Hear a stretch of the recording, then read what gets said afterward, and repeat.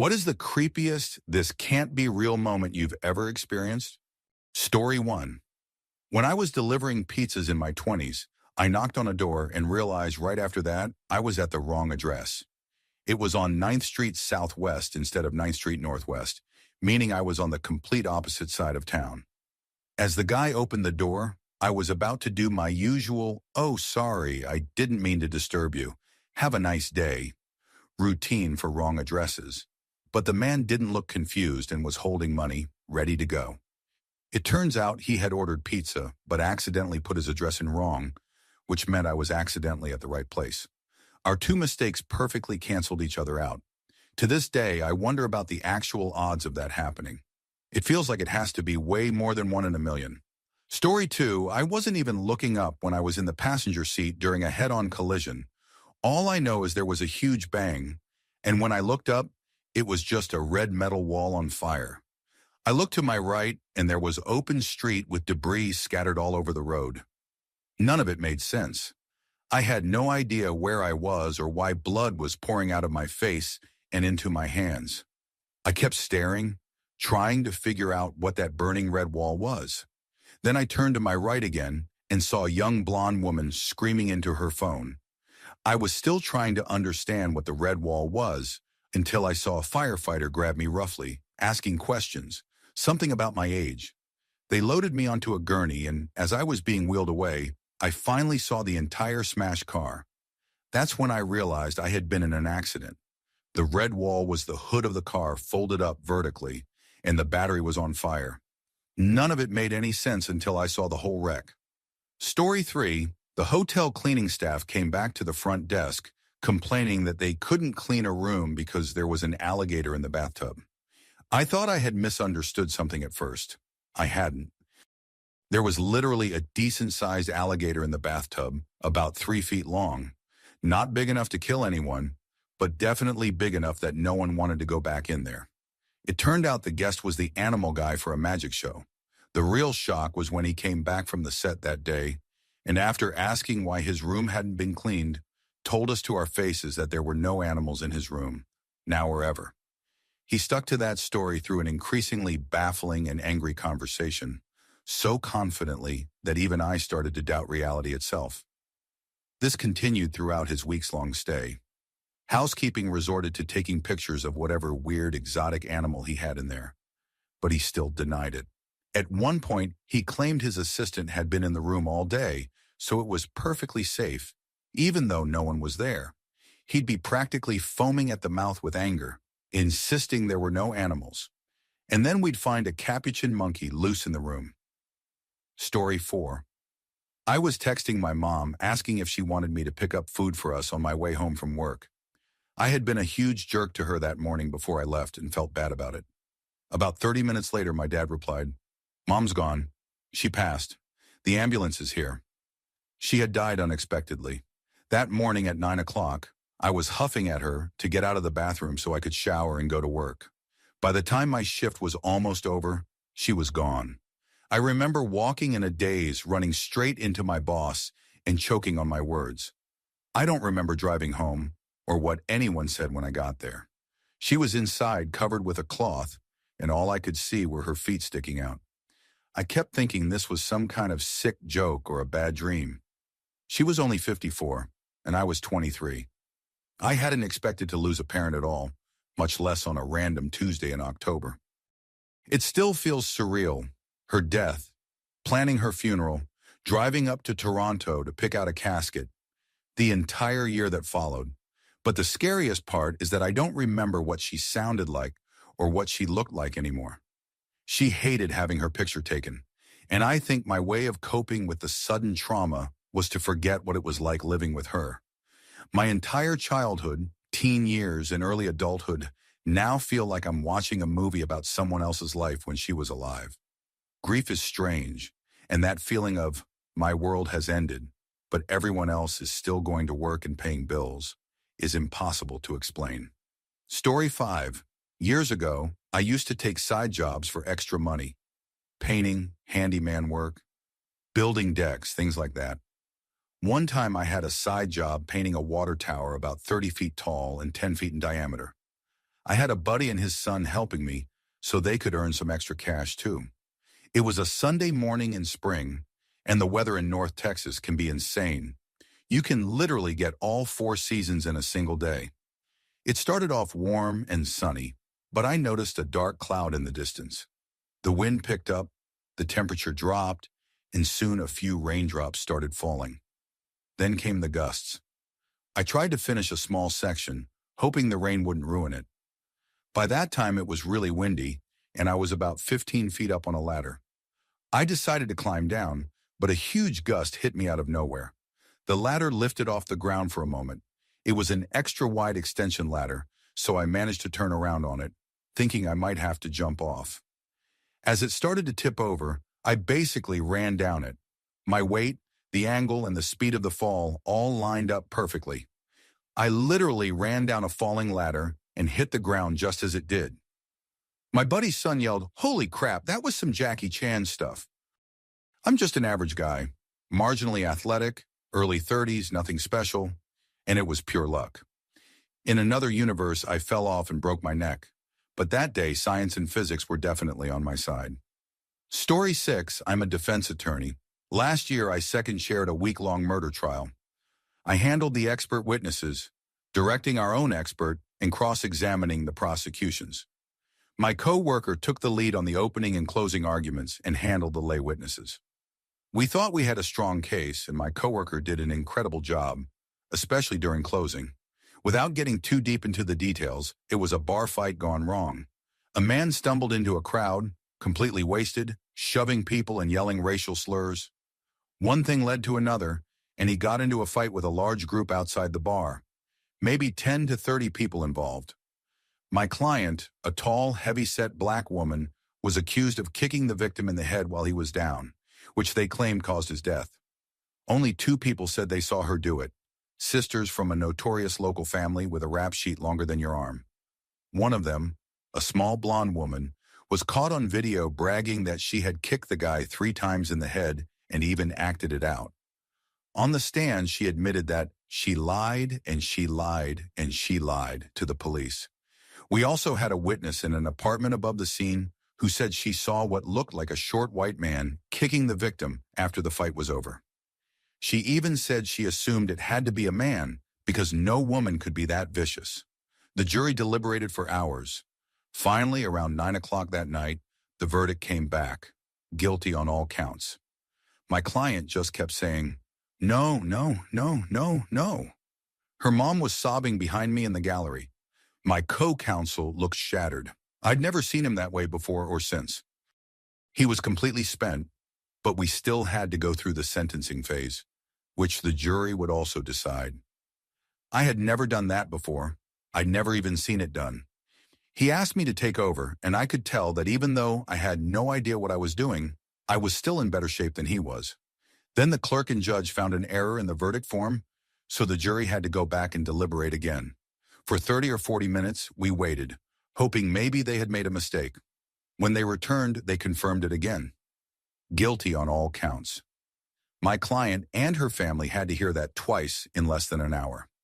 Somehow, even though every instinct told me it was a nightmare I needed to wake up from, my head spinning, the room sweltering, my tie choking me, and every nerve screaming to just walk out, I pulled myself together for sentencing. I gave a closing argument completely off the top of my head, with no preparation, just speaking from the heart and drawing from the emotional testimony her family had given. It was after 10:30 at night. We were all drained, but when the jury returned, they gave the minimum sentence possible for the murder charge. It was the only victory we had, but it's something I'll never forget. That night felt like one long panic dream where I was waiting to wake up. Only this time, I didn't. It just kept going, and it kept getting worse. I'll go to my grave knowing that woman was wronged. Story 7, I was assisting in an organ donation when I witnessed the moment a young woman's heart was lifted out of her chest, carried across the operating room, carefully packed into a transport chamber, and then sprinted out of the room by the courier. Until that point in the procedure, it hadn't truly sunk in that the patient was deceased because she was a donation after brain death case. She was still warm to the touch and under anesthesia monitoring. Once the heart was removed, we packed her chest cavity with ice and continued harvesting her kidneys, spleen, and vessels. The anesthesia provider then removed her breathing tube and quietly left the room. I remember feeling an intense chill and a slow-motion awareness as her heart was lifted, like I was witnessing something sacred. Later that week, the operating room team was informed that her organs had saved 6 lives. I don't know how those patients are doing now, but I hope that heart is still beating somewhere. Story 8. One night, my elderly neighbor came over and asked, "Want to see something?" I said sure, and she told me to grab my keys. It was already late, but I went along anyway, and she met me by my car. She gave me directions to a farm with a fenced area that held around 80 to 100 cows. We stood outside the fence, and she kept glancing at her watch. At that point, I honestly thought I was about to be murdered. But what happened next, I still can't explain. One by one, all the cows knelt down, every single one. They stayed that way for about a minute or two, then stood up and wandered around like nothing had happened. My neighbor silently got back into the car, and after I finally picked my jaw up, I followed. We drove home in complete silence. When we pulled into the driveway, I asked her what the hell I had just seen. She made a motion like zipping her lips and tossing away the key. I went back to that farm several times afterward, but I never saw anything unusual again. I even talked to one of the farm employees, probably sounding like a complete lunatic asking about kneeling cows, but she refused to acknowledge anything. This was over 25 years ago, and I still think about it. Story 9. In the year 2010 or 2011, my wife and I were driving back home from a professional tennis tournament in Miami to Lakeland, which is between Tampa and Orlando. The tournament ended late, so we started the 4-hour drive around midnight. We took rural Route 27, which passes through several small towns known for their speed traps. Back then, the speed limit dropped from 55 to 35 miles per hour as you entered each town. My radar detector would go off right at the speed limit sign in nearly 75% of those towns. At one town, I can't remember which, there was only one traffic light. It turned yellow as I approached, and I would have had to speed up to beat it, but I got suspicious and slowed down. Sure enough, I was hit with radar. It was strange because there was no other traffic to trigger the light. I looked around and spotted a police car parked near one of the buildings. I sat at the red light, waiting for it to turn yellow the other way, but it never did. It went from green to red, then straight back to green for me. The officer was controlling the light manually. I had thought the timing was a little too perfect at first, but when it skipped the yellow light entirely on the other side, that confirmed it. The cop was literally operating the light to catch people. Story 10. When my country experienced a massive earthquake that took many lives, I had a newborn baby and a 3-year-old child. I was at my parents' house alone when the quake hit. My dad had old carpentry tools, bricks, and other heavy items on shelves in the lounge above me. They all came crashing down during the violent shaking. I was thrown off my chair onto the floor. My daughter was in her bouncer beneath me, and I crawled over to pull my son from the other side of the room where he had been playing with his toy cars until the shaking finally stopped. As soon as the ground settled, I picked up my son, carried the bouncer, and ran outside into the street. Alarms were blaring. People were screaming and running. Cars were speeding past. Total chaos. Oddly enough, a man walked calmly by, reading a book as if nothing had happened. My neighbor took me into her undamaged home until my mom arrived, and we waited there for several hours until my dad got back from work. Traffic had been terrible for obvious reasons, and he came home to assess the structural damage since he was a builder. The house was still standing, but declared a total loss by insurance. The most surreal part was that my dad had taken a photo of the lounge later that day. In the picture, the spot where I had been sitting was covered in fallen tools. If the force of the quake hadn't thrown me off that chair, I would have been killed. My daughter's bouncer was sitting in a clear circle where nothing had fallen, and my son had also been in a small, untouched area. Every other part of the floor was covered with debris. We were unbelievably lucky. After that, my dad never put anything dangerous on those shelves again. Story 11. I was with my then fiancée, now wife, Christmas shopping on November 20th, 2005. We went to Suncoast trying to think of gift ideas left, And as we were about to round the corner, my wife suddenly stopped us and said she just thought of getting Friends season DVDs for a friend. So we turned around and walked back into Suncoast. Seconds later, a mass shooter opened fire. We had been walking directly toward where the shooter started firing, so if we hadn't turned back, we would have been right in front of him when he began shooting. I'll never forget the echoes of the gunshots or the screams that followed.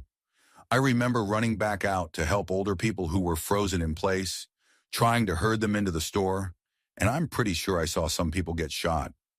I had run into a co-worker just minutes before the attack, a big tough trucker type, and he saw much more than I did.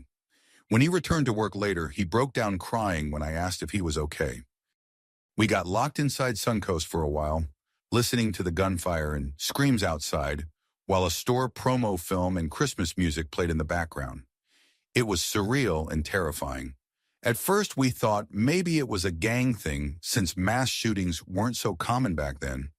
But as the shots kept coming and people screamed, we realized we were trapped and helpless. We yelled at the employees to let us out through the back. I think we left just as hostages were being taken at the nearby Sam Goody store. As we filed out the back, there were police cars surrounding the area, sirens blaring, and more arriving. Outside, people were crying, screaming, and running. It was total chaos, and we had missed being caught in it by mere seconds, all thanks to some Friends DVDs. Story 12. Where I live, there's a castle just down the road, and the lord of the area still lives there. He's a bit younger than me, and our sons went to the same primary school and became friends. Over time, I became friends with his father, a normal guy, just very aware of his 800-year family lineage. He gets invited to all sorts of events and was once asked to take part in a local regatta, a rowing race. He needed 2 more rowers for a paired relay and invited me to join. I told him I was more of a sailor than a rower, but he said it was just for fun. Another rower was found, and we were assigned the first leg together. I met him the evening of the race, and it wasn't until we were on the water that I realized how seriously he was taking it. He had to lower his expectations quickly after seeing how bad I was. To his credit, he didn't complain and even coached me through it, but we still came in last for the handover. It turned out that this man was a gold medalist in the British Rowing Championships. The second leg didn't go much better. Our other pair were also complete amateurs, competing against seasoned rowers. We finished dead last by quite a distance. We stayed for the presentation of the cups afterward, which were being handed out by the Lord Mayor of the town. By chance, his wife had once been my teaching assistant. There was a special cup for the first boat entered from a local town, not the host town, and since we were the only boat from there, we won it. So there I was, standing beside a lord of the realm, a British gold medalist, and a local historian, being presented a trophy for rowing, my first time doing it in about 20 years, by the Lord Mayor's wife, who used to be my teaching assistant. Definitely not my usual kind of day. Story 13. One night around 2 in the morning, I dropped about 150 micrograms of acid on the beach. I was sitting on a sand dune, feeling the warm ocean breeze and completely at peace with the universe, when suddenly about 30 people came onto the beach, no more than 100 feet away from me. Each of them had one of those $200 lightsabers, the high-quality ones that leave glowing color trails in the air. And they started a full-on lightsaber battle right there. They were running around, shouting catchphrases, laughing, and hitting each other with absolute joy. The whole thing went on for over an hour of light, color, and energy. I sat there in awe. There was no way they could see me. It was dark, and I was tucked into the reeds on my dune, so it felt like a private show made just for me. They must have been part of a Star Wars club from the local university, and they'll never know there was a hidden witness to their incredible performance. But I'll always be grateful for that magical night. Story 14. My mom left my dad shortly after I was born for very legitimate reasons. She knew he had a son from a previous relationship, and she knew both the son's and his mother's names. She was always open about it, and when I turned 27, I finally decided I wanted to talk about it. She was thrilled and pulled out a picture she had kept all these years, a photo of the son, my half-brother, around 2 or 3 years old. Excited that I was finally ready to know more, she tried to find him online by searching his first name and his mother's first name, which almost never works. But this time it did. The result that came up was for a world-famous artist who had been raised by his single mother with that exact name. At 5 in the morning, my mom called me, her voice shaking as she told me she'd found him and who he was. It felt completely surreal. We double-checked everything, the photos, the interviews, the background, and it all matched. He refused to contact us, which honestly hurt, but I managed to find another sibling, not famous this time, with whom I now share a very warm relationship. I still can't help but wonder how many undiscovered siblings I might have out there. Story 15. I was part of a small online gaming clan centered around a specific political ideology. It was a very niche group with maybe 20 to 30 active members at most. One of my closest friends in the clan was from Finland, and they often joked that no other Finn would ever join since most gamers from their country didn't share that political stance. So when another Finnish player finally joined, everyone was thrilled. A few days later, the three of us went on a boss-killing run together while talking in a voice chat. Everything was normal until suddenly both of them made startled noises at the same time. When I asked what happened, they said it was lightning. I thought that was strange since I hadn't heard any thunder or static through my headset, which made me think they must have been very close to each other. Then they started asking questions to figure out where each of them lived. "What city are you in?" "Oh, really? Me too. What district?" They kept narrowing it down, laughing with disbelief each time they found another similarity. Eventually, it got to the point where they realized they weren't just in the same city, not just the same building, and not even just the same floor. They were next-door neighbors. They had been living right beside each other for who knows how long without ever realizing it. It was only through this small, extremely specific online space and a random lightning strike during a gaming session that they discovered they had been neighbors all along. Story 16. When I canceled my wedding, the whole day felt like something out of a movie. The night before, I was consumed with anger, and that same anger carried me into the morning when I made the decision. But it didn't feel like normal anger. It felt like being wrapped in a thick cocoon that separated me from the rest of the world. I started making calls one after another. I called the vendors, canceling everything we had booked. I called family members on my side, breaking the news. I even posted the neutral social media announcement saying the wedding wasn't happening. I did all those things, but it didn't feel like I was doing them.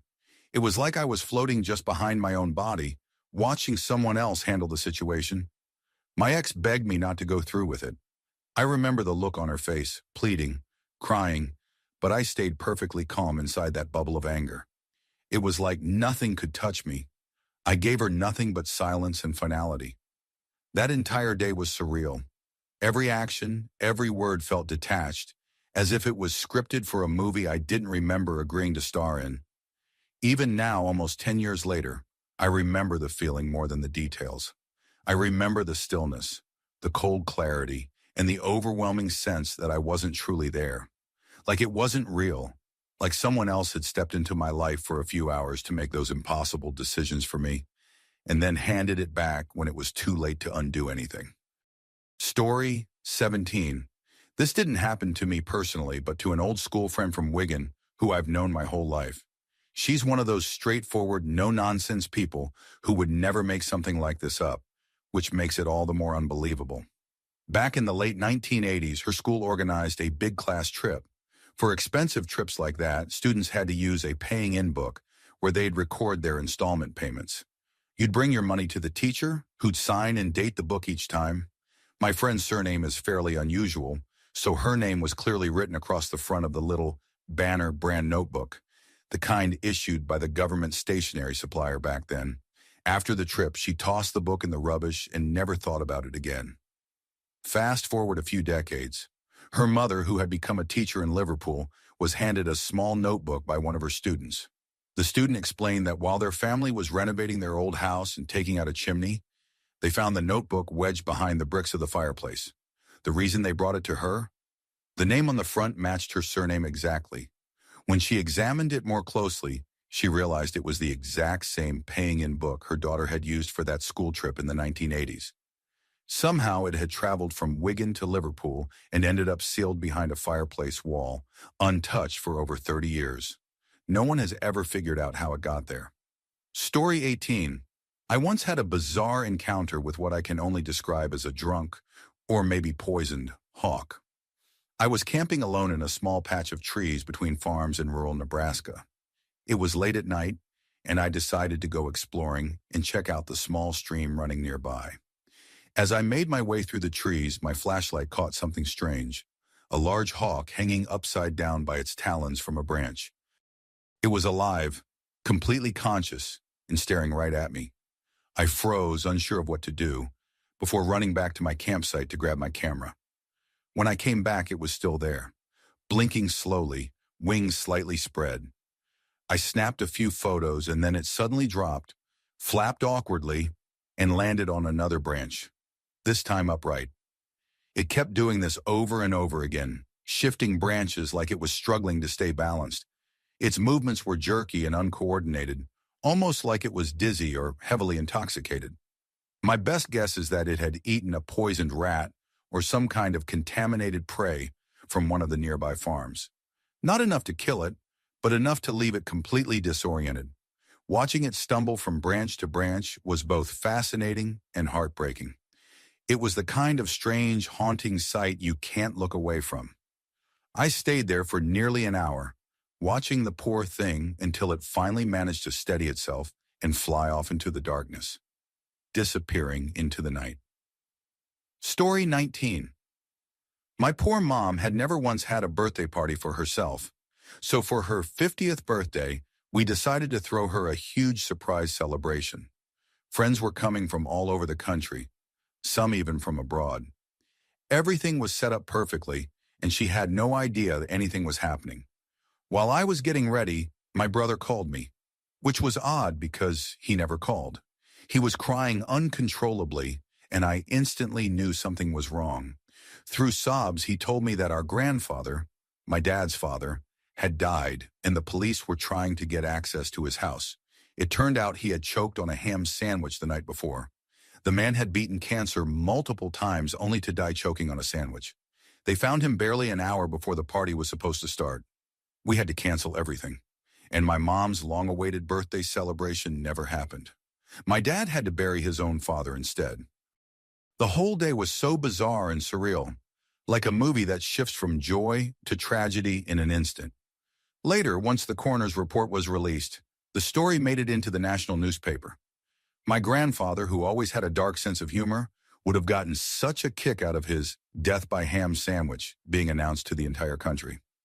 Story 20. I have a few stories, and though I'm not a great writer, these are the ones that stayed with me the most. I was 16 years old, living in a small Kansas town. My parents had gone out for the night, and I'd gone to the county fair and out to eat with friends before coming home to an empty house. That wasn't unusual. My parents were big partiers. But it felt off because they were supposed to be home, and every single light in the house was on. I felt uneasy but decided to go to bed. Later that night, I woke up to see my grandmother standing over me, telling me to get dressed and come downstairs. She had never been in my room before, and I was groggy and confused.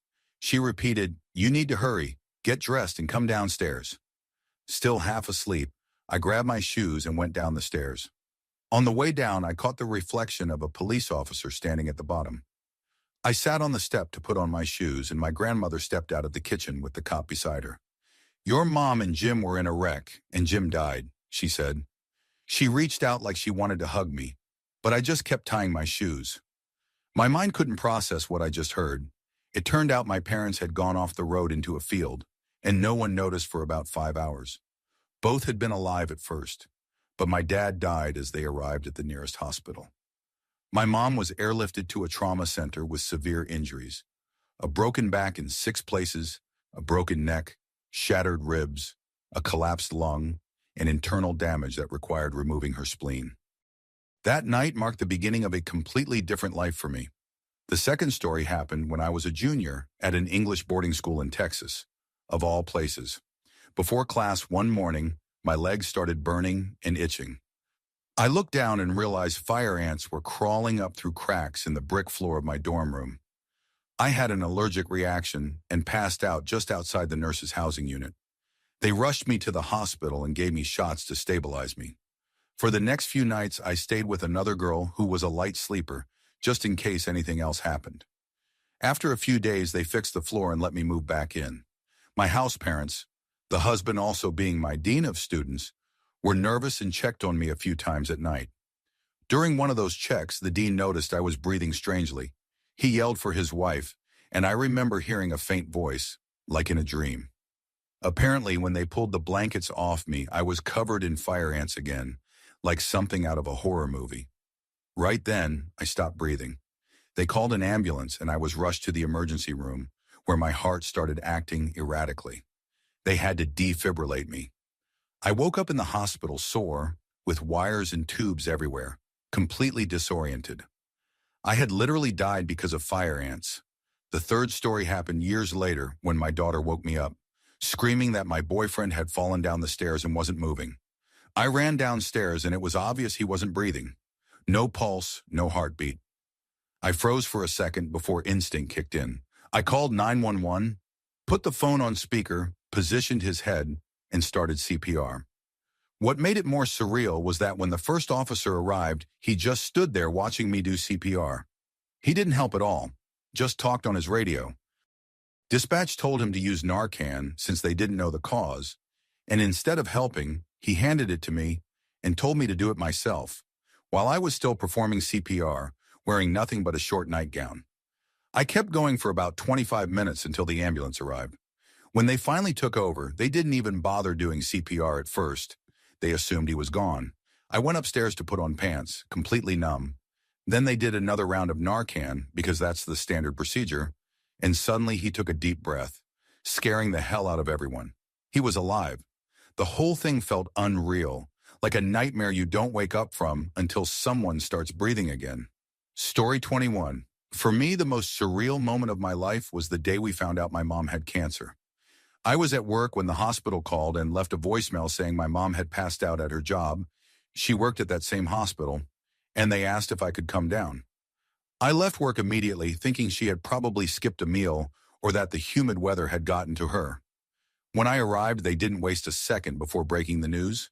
They had found a tumor on one of her lung scans, and the fainting spell had actually been a seizure caused by cancer that had likely already spread to her brain. My mom, my brother, and I just sat there in silence. None of us even knew how to react. When I finally got home, I cried harder and longer than I ever had in my life. The kind of crying that makes you feel like you'll never stop. The moment they told us didn't even feel real. Time seemed to slow down, like I had misunderstood what was happening. For days afterward, I'd get hit with waves of shock just replaying that moment in my mind. She passed away 10 months later. Even now, the thought that my mom is gone, that she no longer exists in this world, still feels as impossible and surreal as the day they told me she was sick. Story 22. I was walking down a dirt road in Iraq, talking to an Iraqi police officer I was escorting to the bunker, struggling to understand his broken English. Suddenly, the air was just gone. It exploded past him, tearing his clothes and blowing his hair back. For a moment, I couldn't comprehend what had happened. Then I realized we were both moving. The silence wasn't silence, and all the sounds in the world seemed to crash together at once. Everything after that came in fragments. Drowning, blinding light, searing pain. We had been hit by a controlled detonation, a condiet, that the EOD unit hadn't given a 2-minute warning for. My body armor, the IOTV, saved my life. Shrapnel tore straight through the officer's chest and we both fell into a fish pond. He drowned almost instantly. 2 more Iraqi police officers behind us died as well. The last thing I clearly saw with my left eye was the shock wiping the smile off that man's face. Sometimes it still feels like it didn't happen to me. Like it's something I watched on a screen. But being nearly blind and deaf on one side is a constant reminder that it was all real. Story 23. I went to my local Chinese takeaway to grab some dinner one night, only to walk straight into what looked like a bizarre standoff. A wild-eyed Scottish man was yelling at the tiny, terrified old man who ran the shop. Apparently, the Scotsman had bullied him into calling a taxi, but was now accusing him of lying and calling the police instead. The shop owner was insisting he had called a taxi, clearly just trying to get the man to leave, but the guy wasn't buying it. I stepped in to try to calm things down, and the man immediately turned his attention to me. He threw a leather pouch of tobacco at me and told me to make him a cigarette. While I was rolling it, he started rambling about being paranoid because he had just escaped from a nearby notorious prison. He then asked if I knew how to deal with police dogs. I said no, and he said, "You wait for them to nearly get you, then grab their back legs and tear the bastards in half." He lit the cigarette I just rolled him, smoked it right there in the takeaway, and kept talking casually about his violent crimes. Finally, a taxi pulled up outside, and without another word, he bolted out the door and jumped in. I had just spent half an hour babysitting a literal escaped convict, and I hadn't even ordered my food yet. When it was over, the old man behind the counter just looked at me, took my order, and acted like nothing had happened, not even a thank you, or a free bag of prawn crackers, after all that chaos. Story 24. We had a suicidal patient who needed to be transferred to the secure ward as a precaution after we discovered a suicide note. The plan was for him to come back later that same day to collect his belongings. Since he had distanced himself from suicidal thoughts after speaking with us, we didn't think there would be any problem. My colleagues and I went out for a smoke while waiting for him. Because all the terraces were full, we walked into the garden instead. I thought I saw a hedgehog in the bushes and wandered a bit farther, when suddenly in the distance, maybe 200 meters away, I saw the patient walking down a secluded path. A strange feeling hit me hard, and I asked my colleague to come with me to check on him. We both felt uneasy as we made our way through the bushes, and at the very last moment, we found him, about to take his own life in the most remote part of the compound. We stopped him, walked him back to the secure ward, sat with him, and spoke again until he was calm. Then we just stood there afterward, completely stunned, both thinking the same thing. What are the odds? There were so many tiny coincidences. Choosing that path, going for a smoke, me thinking I saw a hedgehog, all of it aligning in exactly the right way to make sure we found him in time. Story 25.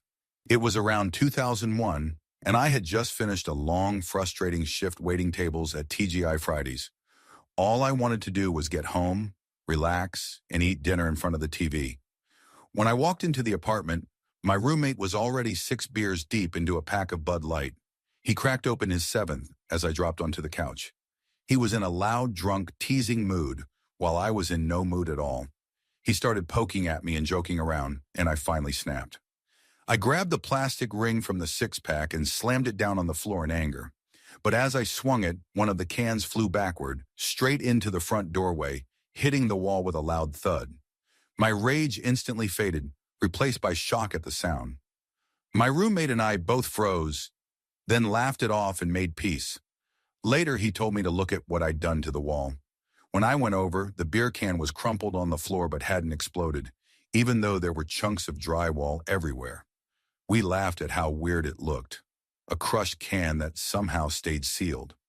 I went to patch the hole and started pulling away pieces of broken plaster. That's when I saw something metallic inside the wall. Curious, I kept digging and finally pulled it out with a pair of pliers. It was another can, an old 1980s Shasta soda can, perfectly wedged inside the wall. Someone decades earlier had apparently repaired that exact same spot by using the Shasta can as a filler behind the plaster. I couldn't believe it.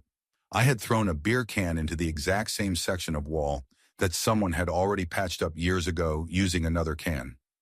The odds of that happening must be astronomically low. Story 26. I work at a clinic and always kept a bright orange water bottle there. Hard to miss, with a rounded, tapered end always sitting in the exact same spot. One morning I came in and it was gone. That immediately threw me off because no one ever moved it, not even the cleaners who had been there the night before. I figured maybe they shifted it to clean, but it had never happened before, so it didn't make sense. I asked everyone in the clinic if they had seen it. No one had. Around lunchtime, I was going crazy trying to figure out what happened. We called the cleaner, and he swore he hadn't touched it or even seen it. Then around 1 or 2 in the afternoon, my coworker Kay said she had found it, hidden with a bunch of loose tools and medical instruments. It was completely slick on the outside, covered in some kind of greasy residue. That's when we noticed that one of the tubs of Vaseline we keep in the clinic had been scooped out, like 3 thick fingerfuls missing, messy and obvious. When we wiped down the bottle, we realized it was speckled with little brown stains. My coworker Jay called the cleaner again, asking if he was absolutely sure he hadn't touched it. He doubled down, swearing he hadn't. Jay then said calmly, "Okay, I just wanted to check before we look at the camera footage." There aren't actually any cameras in the back. The cleaner suddenly panicked and asked, "You have cameras back there?" He started stumbling over his words, apologizing, saying he'd compensate us. About 45 minutes later, he showed up at the clinic with $50 in cash, insisting it was to make up for the confusion. After that, I stopped keeping a water bottle at the clinic, because you never know when someone might decide to do something disturbing with it. Story 27. It was September 27th, 2024. I was home when I heard an enormous rumble outside. I looked through the window just in time to see my neighbor's tree crash to the ground under hurricane-force winds. I rushed to the basement and was shocked to see daylight and rain pouring through where a wall had been. The entire supporting wall of our house had collapsed. My wife grabbed our corgi and we ran for the car, hoping to reach the town's designated shelter. The nearest one was just a mile away, across the river, but as we got closer, we saw the water had risen by dozens of feet. The entire bridge was completely underwater. We turned east, hoping to reach another shelter, but we weren't the only ones trying. Every road was jammed or blocked by fallen trees. Before long, we lost cell service completely. With no options left, we made the difficult decision to return home. After hours of detours and blocked roads, we finally reached what was left of our house.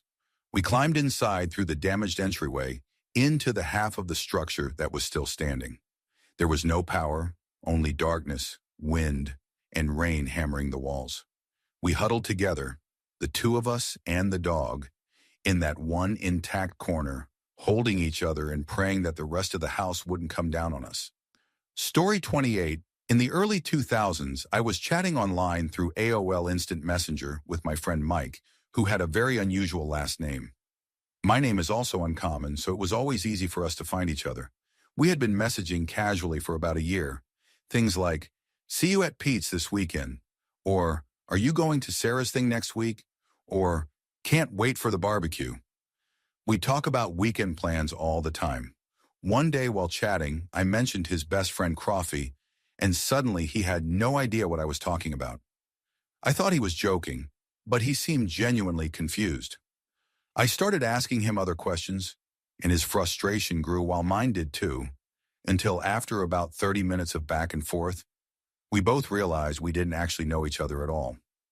We'd never met. We'd been talking to complete strangers for a year, somehow never realizing it. It turned out that when I first added his email address, I had mistyped one letter. Just one. And that mistake led me to another guy named Mike who lived 1,000 miles away in North Dakota. His best friend happened to be close to someone who shared my rare last name. That coincidence alone was weird enough. But what's even stranger is that my last name is so rare that everyone in the U.S. with it descends from the same 4 people who immigrated in the early 1900s. Which means I was, at least distantly, related to this random stranger's friend.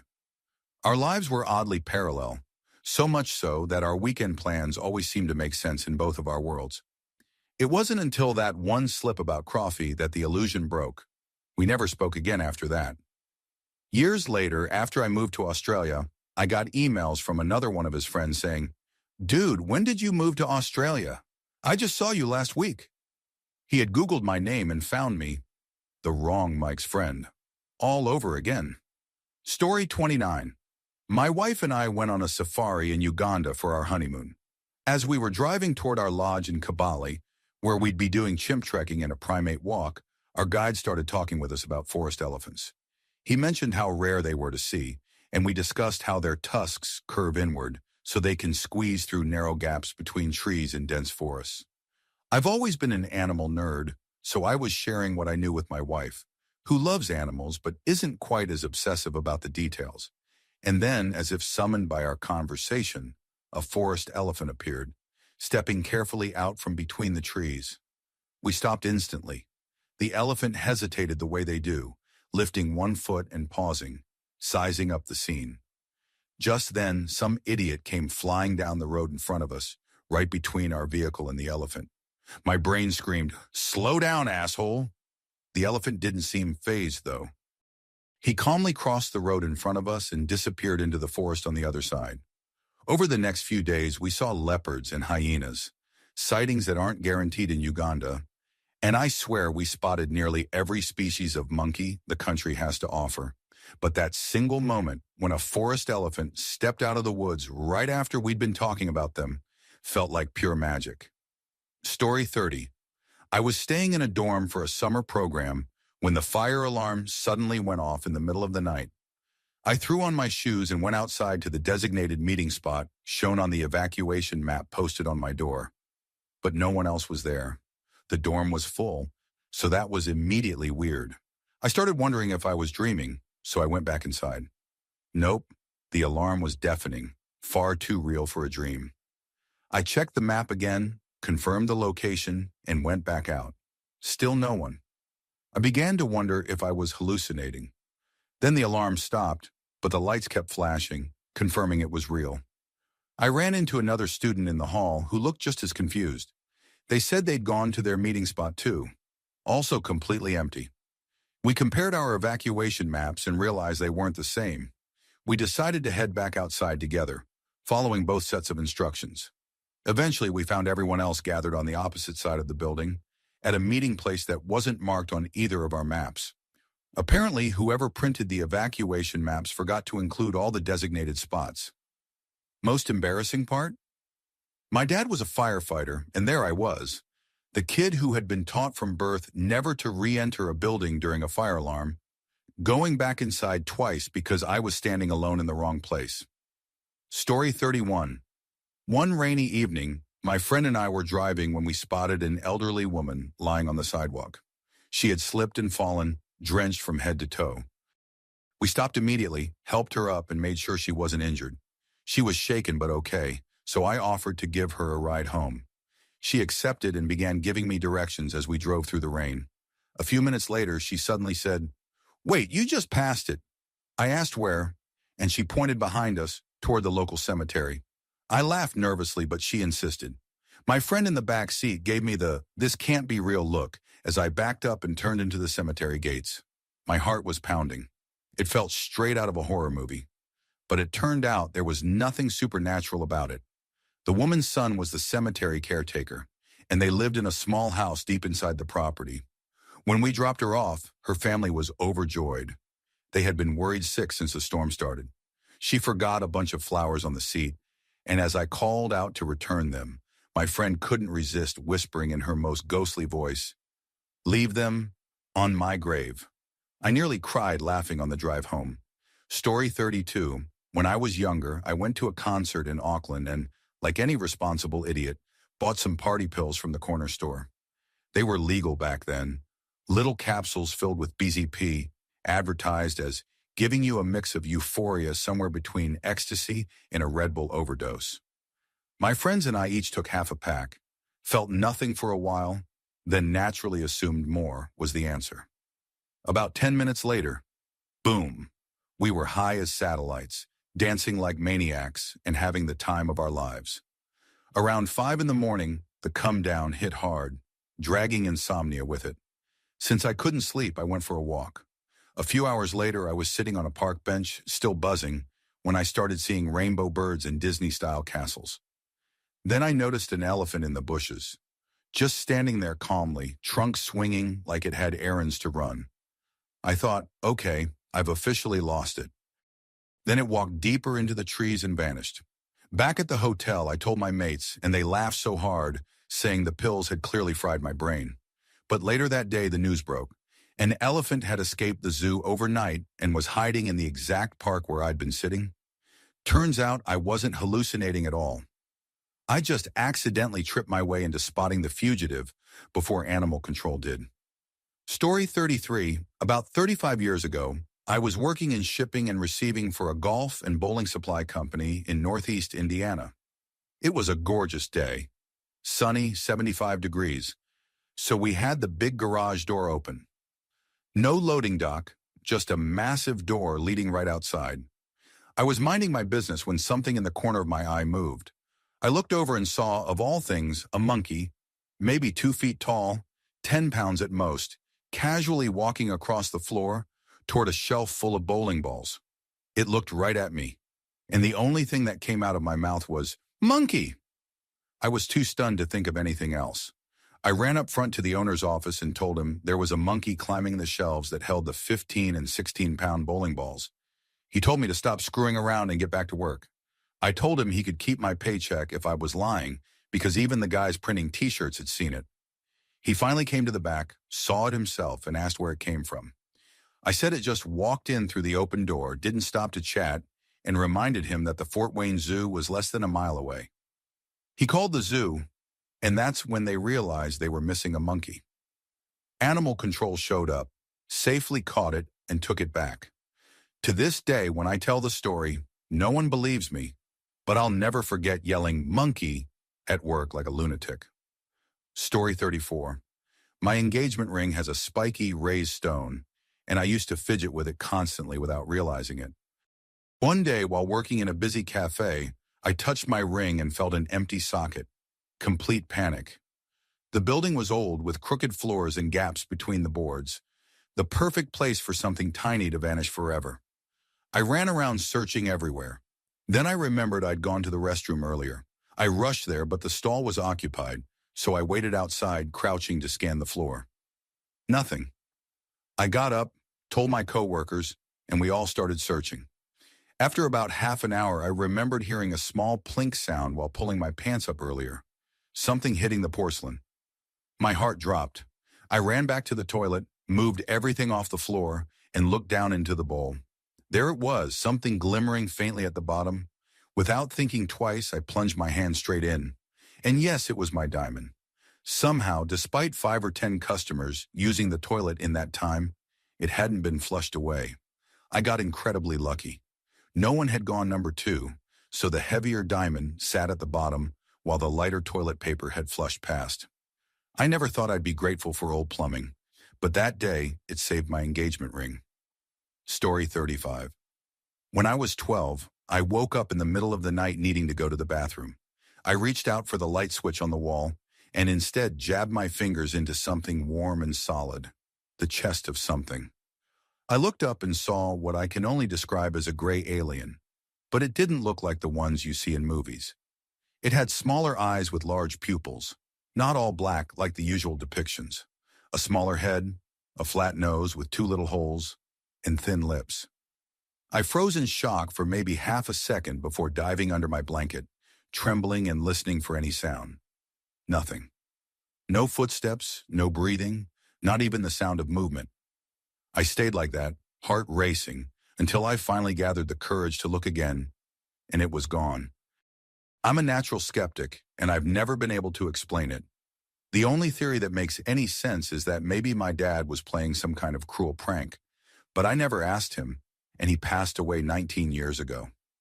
It still haunts me. When people talk about seeing strange things, I usually assume they fall into one of 3 categories. People making things up for attention, people high or mentally unwell, or people who genuinely witness something inexplicable in a small specific moment. If what I saw was real, I have no idea what to believe. I felt it, skin over bone, solid, warm, real. Then it vanished silently, leaving no trace. I've accepted that I'll probably never know what really happened, but that uncertainty still eats at me after all these years. Story 36. My husband and kids had already moved to our new duty station, but I was still waiting for medical clearance to join them. During that time, I was living out of my car, camping wherever I could.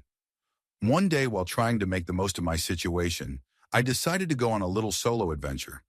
I'd always wanted to see Arcosanti in Arizona, that futuristic experimental eco-city. But tours were by reservation only with at least 24 hours notice. Still, I sent an email request, figuring it was a long shot. As I started driving towards Sedona instead, my phone rang right as I reached the fork in the highway where you either turn towards Sedona or Arcosanti. They told me it was fine to come up that day. They'd fit me in for a private tour. So I turned the wheel and headed for Arcosanti after all. The visit was incredible. I explored the architecture, wandered the desert paths, and soaked in the quiet. Afterward, I decided to treat myself and drive out of my way to eat at a restaurant owned by one of my favorite musicians. When I arrived, the staff mentioned they were closing early to attend that same musician's final Arizona show with his band, which of course was completely sold out. Even the worst seats were gone. I shrugged it off, thinking maybe I could drive near the venue later and listen from the car. On the way there, I stopped at a breathtaking overlook, a valley framed by red desert cliffs, to take a photo. The guy parked next to me struck up small talk. I casually used a lyric from one of that band's songs to describe the view, and his eyes lit up. He was a fan too. Then, as if the universe had arranged it all, he said he had 2 extra tickets because his friends had canceled at the last minute. He offered me one for a third of the original price. That night I stood in a crowd of strangers, watching my favorite band play their final Arizona show, something that seemed completely impossible just hours before. Every little choice that day had led me there, perfectly aligned. It still feels like one of those rare, magical moments when the universe quietly says, "See, you were meant to be here." Story 37. I had traveled about 200 kilometers by public transport to start a hiking trail, and when I got off the bus in this tiny town, I noticed a man ahead of me who looked exactly like my ex. Same build, same posture. I brushed it off, thinking, no way, that's not possible. A few minutes later, I saw him again about 50 meters ahead, and this time I noticed the woman walking with him. My stomach dropped. It was definitely him. His tall frame, about 1.90 meters, his distinct bald head, the way he moved, the shape of his face, the glasses, and her too with her exact hairstyle, hair color, and even her clothing style. It was uncanny. I wasn't angry, but I wasn't thrilled either, especially since it seemed like they'd planned to hike the same trail. As we caught up to them near a restaurant, I braced myself for the inevitable awkward eye contact. They turned around and I froze. It wasn't them. Not quite. Every detail was just slightly off, the tiniest differences in their faces, but so subtle that it took me a second to realize. They were almost perfect copies. I stood there stunned, my heart still pounding. To this day, I can't explain it. Doppelgangers? Coincidence? Glitch in the matrix? The only thing I know is that for a brief moment, it truly felt like I was living inside a simulation. Story 38. It was Halloween night a few years ago, and I was driving to a bar with some friends when we witnessed a horrifying car crash right in front of us. A speeding driver slammed into another car from behind, sending it flipping across the road until it landed upside down. I pulled over immediately and called for an ambulance, staying until the first responders arrived. We were shaken but decided to keep going to the bar, trying to calm down over a drink. After about 45 minutes of talking about how surreal it all was, how close we'd been to being in that crash, we decided to head to a friend's apartment instead because the mood was too heavy. Not even 5 minutes after leaving the bar, we approached a roundabout and saw another car coming at insane speed. The driver didn't even slow down. He launched straight over the roundabout and crashed into a nearby business. The place was closed, thankfully. Once again, we stopped and called for help. It felt unreal. 2 serious crashes within less than 75 minutes, both right in front of us. I was driving the third car in line both times. I even took screenshots of my 2 calls to emergency services that night, though I can't find them anymore. It's been almost 4 years, and it still feels like a dream. Like my mind refuses to believe we actually witnessed that much chaos in one night.